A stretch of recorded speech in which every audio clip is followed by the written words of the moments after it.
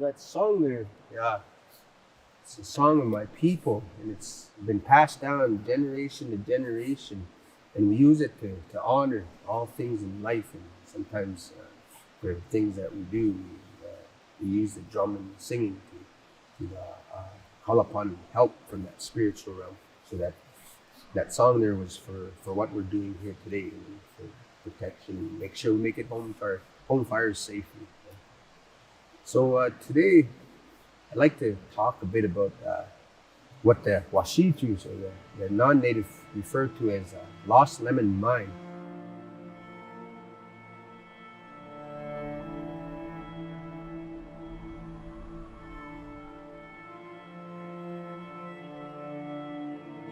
So the story is long ago that these two prospectors, they come up from Montana, and they come into this south area here, this Highwood River Valley. From here south, down into what they call the Tobacco Plain of Montana, just past the U.S. border there, was Bear Spaw's original hunting territory.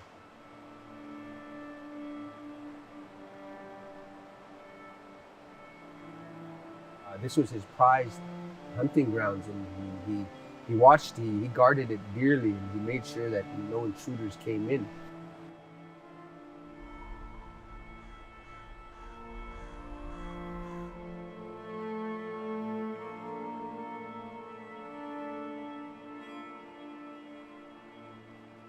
So these two prospectors came in, and they discovered, according to the story, a huge chunk of gold.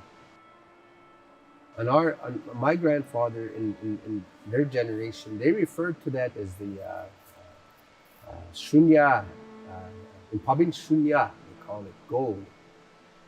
And to our people, the word that word in Pabin shunya is translated into rock and money.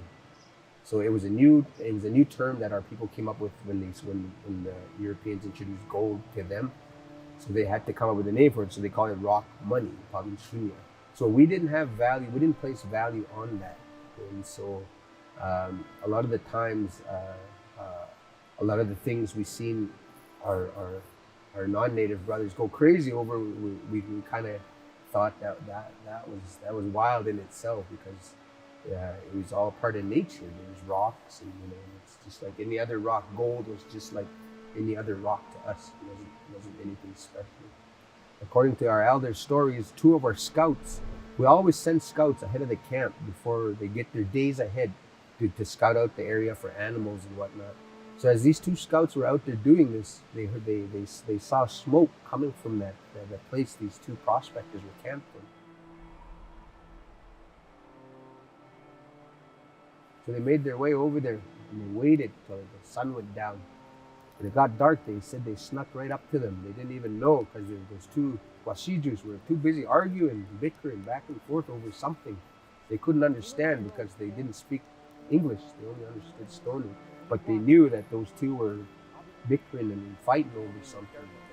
So those two warriors, they, according to the stories, they sat there and they waited to see what happened. Sure enough, after those two were arguing, they went to bed. Not too long after that, one Washiju got up and grabbed that axe and crept over to where his partner was sitting. And without even a second thought,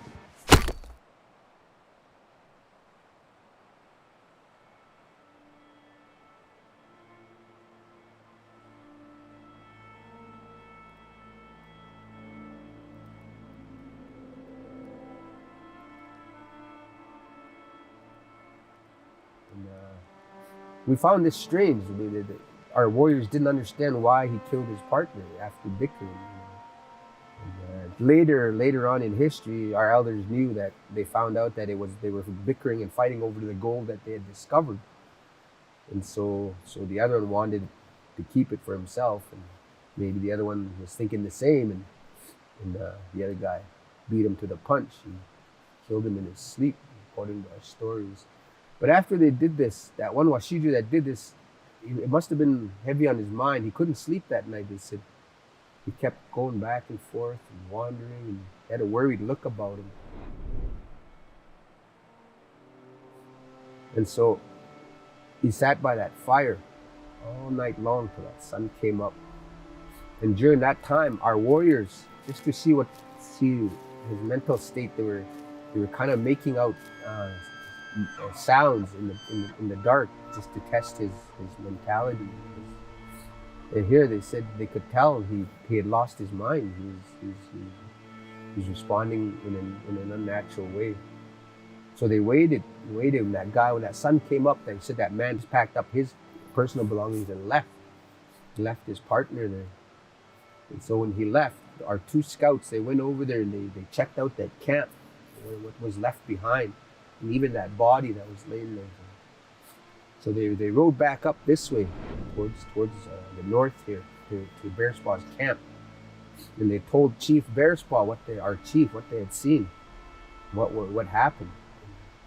And so Bearspaw knew that the discovery of gold in our prize hunting territory would have brought an influx of Washijus, like a river. They would have overflown the land, and he didn't want that.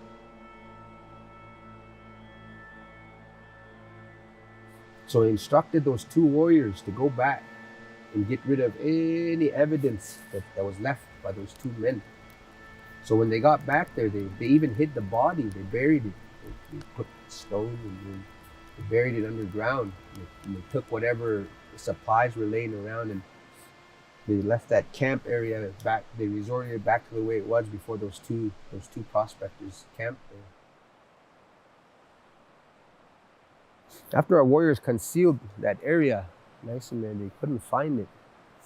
So according to the Washiju's version, that the other prospector, Lemon, went back and he told the other Washijus in Montana where it was. So he brought a party back up here to look for it, and they were unsuccessful. And because of this, the men were very upset with him, and they were this close to hanging him on the spot there, from what I heard. They say that Lemon eventually made it back to Montana, Fort Benton, and he lost his mind.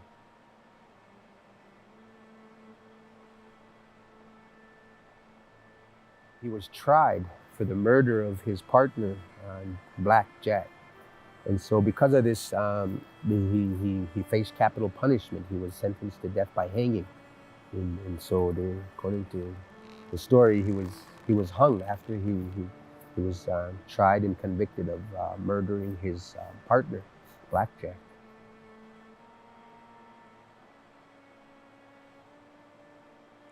After Lemon made it back to Fort Benton, one of the immediate people he told of where he had just come from was a person by the name of Frenchy Lafayette. And Lafayette was a frontiersman, a fur trapper, and so he was pretty well familiar with the territory here, and so he knew where Lemon was talking about. So he gathered up a party, and he was getting ready to go to that location.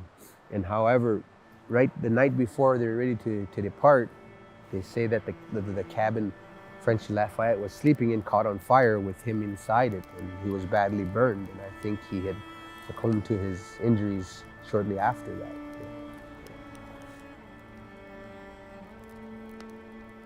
And so that's why they say the lost lemon mine gold is cursed.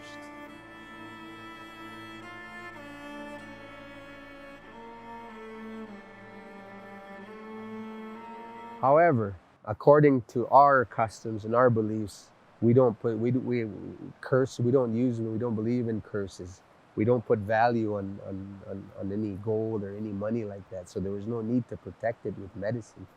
So the story of it being cursed by the Stoney, I don't think that would be a true accurate depiction of it.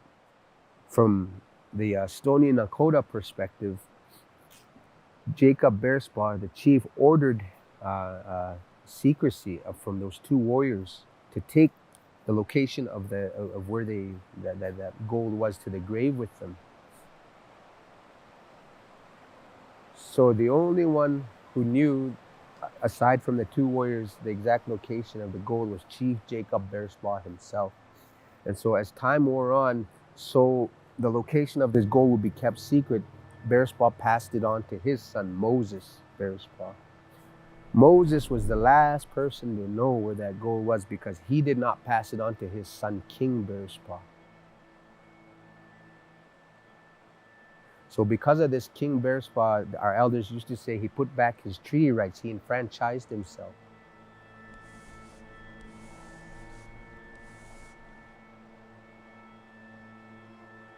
He did this so he could leave the reserve anytime to go take parties of washijus to go look for this gold.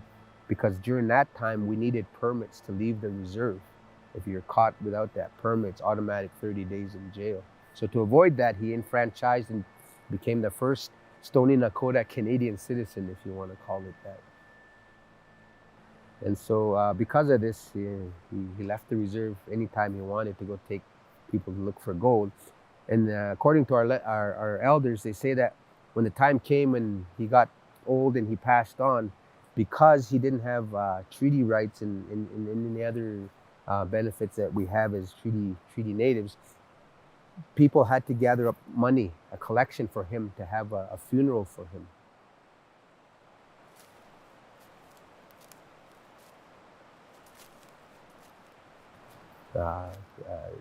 Moses Bearspaw was the last to know the exact location of where this gold was hidden.